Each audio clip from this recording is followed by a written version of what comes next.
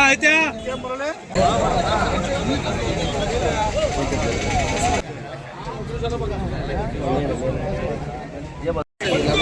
ఈరోజు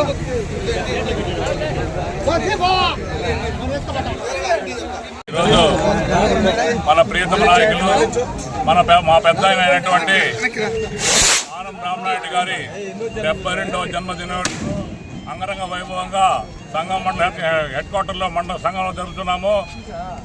రాజ్య ఆనం అంటే అభివృద్ధి అంటే ఆత్మకూరు ఆనవమే అభివృద్ధి చేశారు. అభివృద్ధి అంటే ఆత్మకూరు అభివృద్ధి అంటే ఆనందం జరిగింది.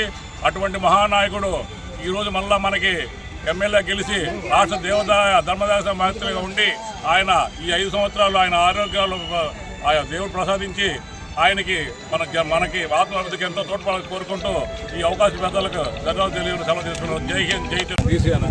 ఆత్మకూరు నియోజకవర్గ అభివృద్ధి ప్రదాత శ్రీ ఆనం రామనాయుడు గారు పుట్టినరోజు సందర్భంగా ఈరోజు కేక్ కట్ చేసి వారికి ఆనం రామనాయుడు గారికి ఆయుర ఆరోగ్యం అష్టైశ్వర్యంతో పాటు ఈ యొక్క ఆత్మకూరు నియోజకవర్గాన్ని అభివృద్ధిలో తీసుకుపోవాలని చెప్పి ఈ సందర్భంగా కోరుకుంటున్నాం.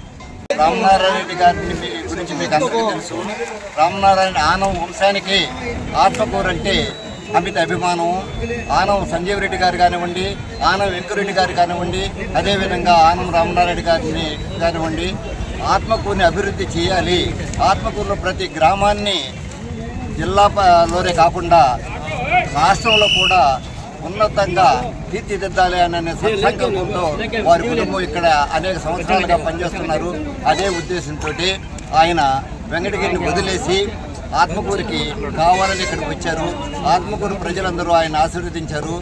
మరి ఆనం రామనాయుడు గారు ఇటువంటి పుట్టినరోజులు ఎన్నో చేసుకోవాలని, ఆయుర ఆరోగ్యాలను దేవుడు ప్రసాదించాలని ఈ రాష్ట్రంతో పాటు మన ఆత్మకూరు నియోజకవర్గం ప్రత్యేక శ్రద్ధ చూపించి ఆత్మకూరు ఆల్రెడీ ఆనం రామనాయుడు హయాంలో అభివృద్ధి జరిగింది.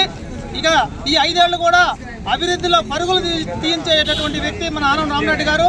మరి అదేవిధంగా స్ఫూర్తితో ఈ ఆత్మకూరులో ప్రతి గ్రామంలో కూడా మూలన పడేటటువంటి అభివృద్ధి కార్యక్రమాలన్నీ కూడా ముందు మంచిగా చేసి ఇంకా మంచి మన్నలు పొంది రాబోయే సేకరణ చెప్పినట్టు 15 సంవత్సరాలు ఇక 3 టర్ములో మరి ఆయన ప్రాతినిధ్యం వహించి ఆత్మకూరుని అగ్రస్థానంలో నిలబడాలని చెప్పి కోరుకుంటూ మరి ఈ కార్యక్రమానికి విచ్చేసిన సంఘం మండల Telugu Desam party, BJP, Janasena party నాయకులందరికీ కూడా పేరు ధన్యవాదాలు తెలియజేసుకుంటూ విరమించుకుంటాం.